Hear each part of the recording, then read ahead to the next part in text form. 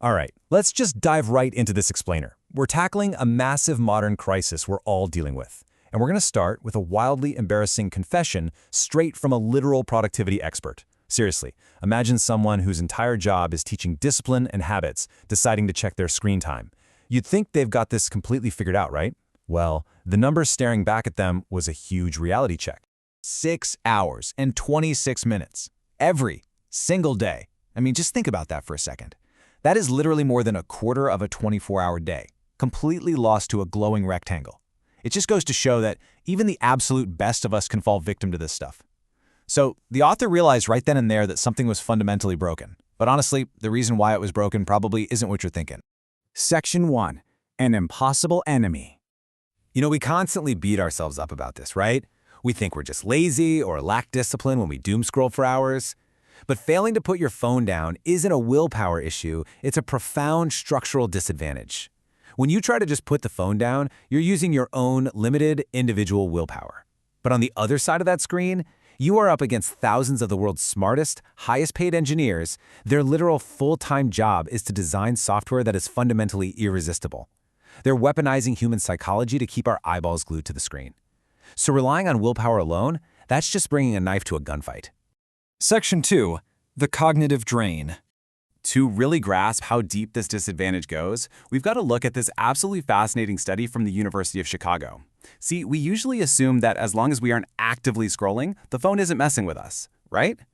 Well, researchers tested how a phone's physical location impacts our actual cognitive capacity. They compared having a phone in your pocket or face down on a desk versus completely out of the room. And the findings? Absolutely staggering. Just having your phone near you actively drains your brain power. Your brain is burning subconscious energy, either waiting for a notification or actively fighting the urge to check it. Yeah, you heard that right. Just having the device nearby cuts your cognitive capacity by a full 10%. Basically, you are walking around operating at only 90% of your potential brain power just because a little piece of metal and glass happens to be in your pocket.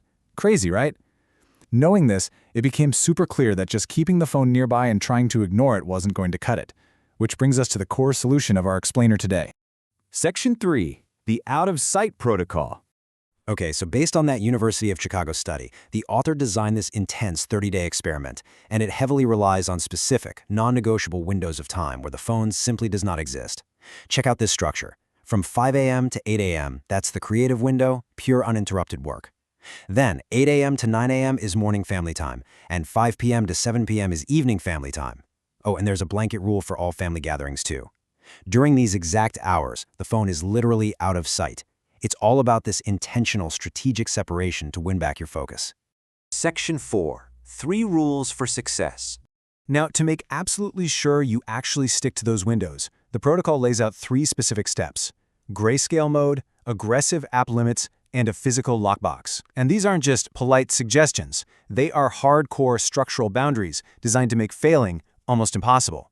Let's break down exactly why each of these 3 steps is such a devastating counterattack against those app engineers. So, Rule 1. Grayscale mode. By completely stripping away the vibrant colors on your screen, you basically kill that urge to do those random just checking grabs. Think about walking into a casino. It's packed with flashing, bright, neon colors, all custom designed to hijack your attention. Your phone's home screen? It's doing the exact same thing. But if you take just 30 seconds in your phone's accessibility settings to turn the screen completely black and white, it instantly becomes dull. You suddenly become way less interested in picking it up for those mindless scrolls that always end up bleeding into your work and personal life. Then we have Rule 2, which really turns up the heat. By setting aggressive app limits, and I mean setting them much lower than feels comfortable, you force yourself to actively acknowledge when you're breaking your own rules. Look, we have all hit that ignore limit for today button. We've all been there. But when you set the limit incredibly low, every single time that warning pops up asking if you want 15 more minutes, it forces you to stop and think. Clicking approve no longer feels like this casual little extension. It feels like you are consciously, deliberately choosing to fail your own 30-day experiment. It's honestly a brilliant psychological tripwire. And finally, Rule 3 introduces the physical lockbox. This relies on a concept from cognitive science called choice architecture. It's basically the simple but profound idea that you can proactively design your environment to guide your behavior. You make the good choices effortlessly easy, and you make the bad choices incredibly hard. So by actually locking the phone away during your specific windows, you literally can't just absent-mindedly grab it. You'd have to physically get up, walk over to the box, unlock it, and pull it out. And that strategic friction, that is exactly what it takes to break the habitual loop. Section 5. The ultimate payoff. Okay, I know setting up lock boxes and black and white screens might sound a little intense, but look at this, a massive 70% drop in daily screen time after just 30 days. Our author went from a shocking 6 hours and 26 minutes a day all the way down to just 1 hour and 57 minutes. That is clawing back over 4 hours of focused time every single day simply by enforcing those phone-free windows and utilizing that choice architecture. Let's actually do the math on what that means for human life. Because that daily reduction compounds fast.